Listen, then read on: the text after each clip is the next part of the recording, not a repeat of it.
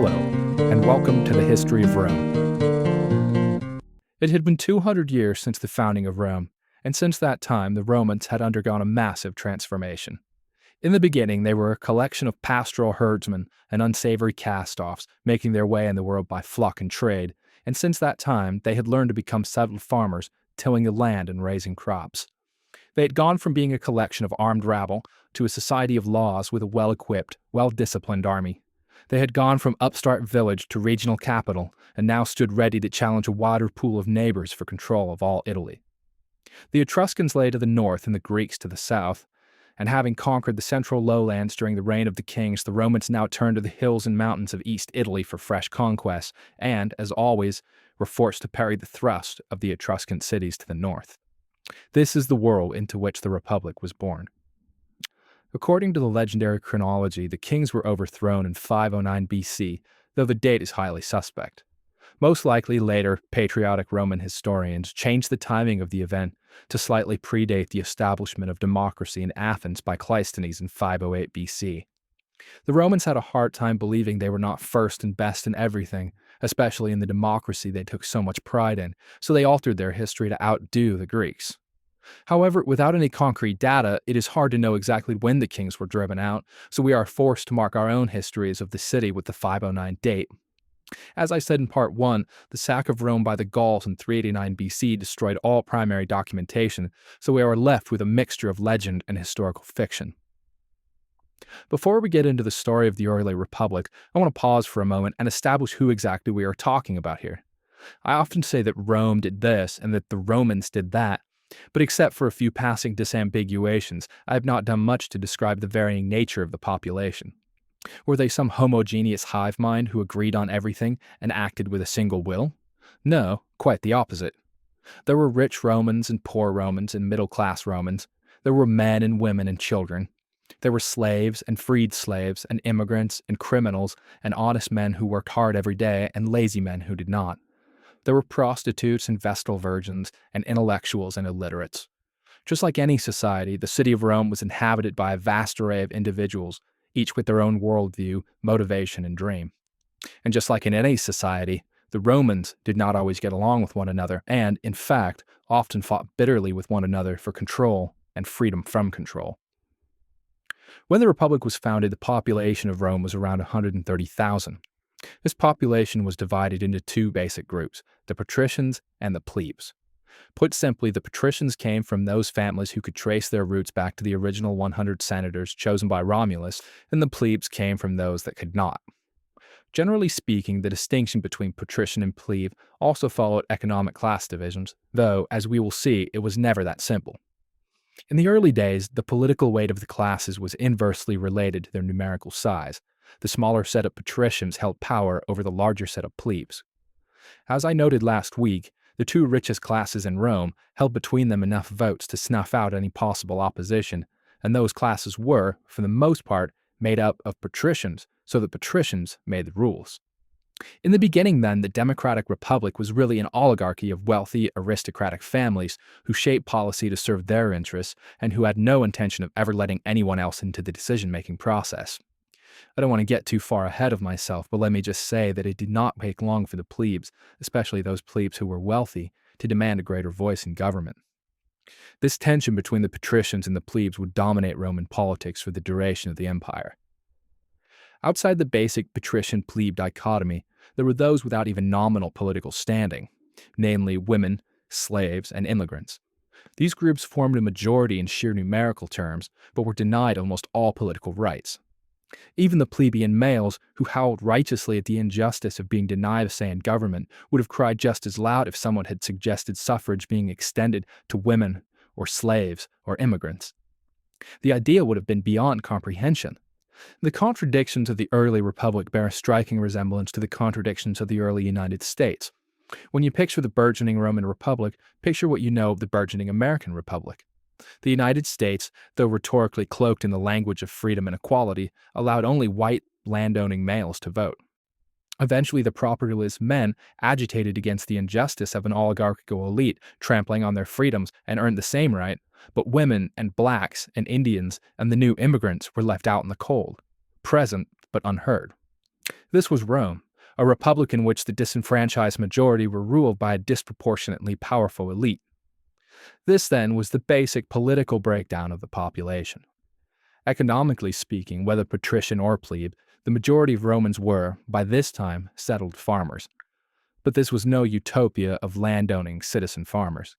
The land was owned by an elite minority and worked by the rest of the population. Economics and politics coincided just as they do today, and the tension between owner and operator mirrored the tension between patrician and plebe. Plebes were constantly agitating for land redistribution, and patricians blocked reform whenever they could. In this early stage of the empire, the actual work of the farms was still done by the lower-class citizens, slaves being an important part of the Roman economic model, but not yet the keystone upon which the entire system was based. The farms produced two basic products: food for internal consumption, usually grain and cereals, and crops for external trade, usually olives and grapes, and the refined offspring, oil and wine. The Romans, building on the roots already established by the Etruscans, used stabby trade policies to enrich themselves with all manner of foreign goods, establishing a truly international flavor in the city. But as in so many other aspects of Roman society, it was the wealthy patricians who controlled the import-export boards, and it was they who benefited the most from foreign trade. Needless to say, the landless plebe who worked in the fields did not dress in African finery and eat off of Greek silverware.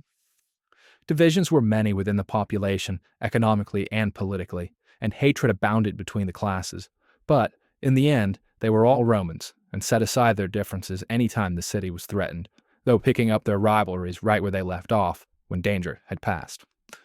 That all being said, it's time to continue with our story.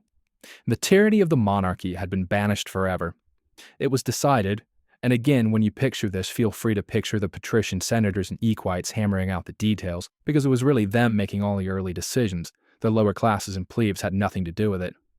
The two men should rule annually to avoid any single man accumulating too much power. Originally, these men were called praetors, though the title would be changed in the early 300s BC to the more familiar consul. For clarity's sake, I will use the latter designation even for the early executives who were technically praetors, because the office itself did not change, just the name, and, well, most translations of early Roman history refer to them as consuls anyway, so there is no reason to confuse an already confusing situation with a lot of semantic nitpicking. Anyway, to the Roman mind, ensuring freedom was not so much a matter of scaling back or limiting the power of the executive, as the founding fathers sought to do with their system of checks and balances, as it was a matter of limiting the length of time within which absolute rule could be wielded. The consuls had all the same powers a king had, near absolute power over war and peace, life and death. They just had to give it up after a year.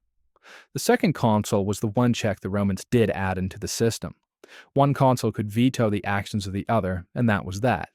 Any consul who tried to run away with power could be stopped at a word from his colleague. If the two conspired to oppress the people, their terms of office expired after a year and they were back to being mere citizens, with all the legal weight that would be brought down upon two men who sought to make themselves king. In the end, it was the expiring term of office that really let the Romans sleep well at night. The executive power sharing was merely a useful novelty. In that year, 509 BC, this was as far as the Republic had gone constitutionally. Rather than the comites centuriata getting together and electing a king who served for life, they got together and elected two men who served for 1 year. As I said last week, the first two consuls were Lucius Junius Brutus and Lucius Tarquinius Collatinus. The former led the revolt against the king, and the latter's raped wife had sparked the event. Brutus's first act was to make all men swear an oath that they should never again allow a king to rule Rome. As you can see, the legacy of Numa remained a potent force. Brutus felt that a sacred oath before Jupiter would be enough to bind men to oppose monarchy, and, barring a few exceptions, it did. The Romans did not mess around with their oaths. There was, however, an immediate problem. Collatinus, you will note, bore the hated moniker Tarquinius, being a relative of the overthrown king. The population, jittery in their newfound freedom, worried that lust for power was an inborn trait of the Tarquins, and immediately regretted their election of Collatinus, despite the fact that he had helped lead the revolution and vocally denounced his cousins. When pressed, though, Collatinus agreed, for the sake of the stability and viability of the new republic, to resign the consulship, even though everyone agreed it was completely ridiculous to ask him to do so. In his place, another one of the ringleaders of the revolt was elected, Publius Valerius, who will, in a moment, earn the honorarium publicola, or friend of the people, for his service to Rome. Students of American history will immediately recognize Publius's name. The Federalist Papers, written by James Madison, Alexander Hamilton, and John Jay, in defense of the newly written Constitution, appeared in print under the pseudonym Publius in honor of this consul's role in securing Rome's new republic. Publius is often cited as being one of the original consuls of Rome, but we should not forget Collatinus and his selfless resignation in the face of baseless and superficial fears for the sake of his country's freedom. The first threat the new republic faced was the first threat all successful revolutions faced, namely counter-revolution. There were more than a few Romans who had lived just fine under the kings and were in no mood to lose their privileged place in society. A collection of young nobles, including 2 sons of the consul Brutus, conspired with envoys of the exiled King Tarquin to betray the city to him and reinstate the monarchy. The plot was revealed by one of the noble's slaves, and the entire group was arrested. Brutus was shocked to see his own sons involved in the affair, but incontrovertible evidence was produced confirming their guilt. The penalty for treason was severe, and despite his tortured misgivings, Brutus would not stop the sentence from being carried out. The young conspirators were tied to a post, scourged, and then beheaded. Brutus's decision was long lauded by the Romans as a patriotic sacrifice, teaching a moral lesson about putting the welfare of the state before even one's own family, but the ruthlessness of the decision often makes it difficult for us to see the nobility of the act. The second threat the new republic faced was the second threat all successful revolutions face, namely, invasion by an opportunistic enemy trying to take advantage of a neophyte central government. Tarquin had by this time taken refuge in Veii and pleaded with the nobility there to aid him in reconquering Rome. He argued that the virus of republicanism might infect Etruria and wipe out all the royal families in the region. The nobles of Veii were indeed worried about their subjects catching the freedom bug and, believing that Rome's leadership would be shaky and disjointed without a strong king in charge, agreed to aid Tarquin and attacked. However, to the surprise and consternation of Tarquin and the Veiites, Brutus and Publius proved to be extremely capable commanders, routing the army from Veii easily. The battle was not without tragedy for the Romans, though. In the middle of the fight, Brutus, liberator of Rome, was killed. His body was borne back to the city, and Rome went into mourning for a full year. Publius now stood alone and, like Collatinus before him, soon fell under suspicion by the fickle and paranoid masses.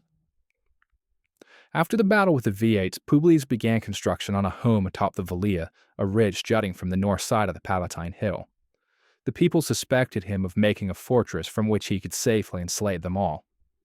Publius caught wind of the sentiment and called a mass meeting, shaming the populace for their irrational fears and announcing that if it worried them so much, he would move his home to the bottom of the hill, where they could all keep watch on him.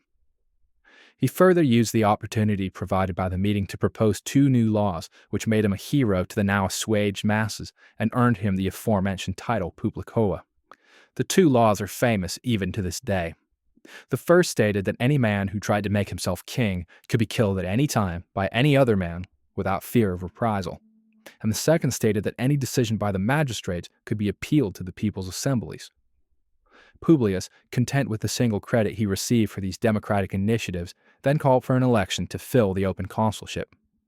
Marcus Horatius Pulvius was eventually elected after a short detour through a consul who was elected but then died from old age a few days later. This closed the first year of the Republic. Leadership settled, the people mollified, and Rome secure. In the coming years, the tension between patrician and plebe would dominate public life in Rome, the patricians wary always of runaway mob rule, and the plebes seeing no practical difference between the overthrown king and the newly empowered Senate. Next week, we will jump headlong into this so-called conflict of the orders and witness the plebes voting with their feet and demanding a real voice in the allegedly democratic republic they had all fought so hard to establish and keep.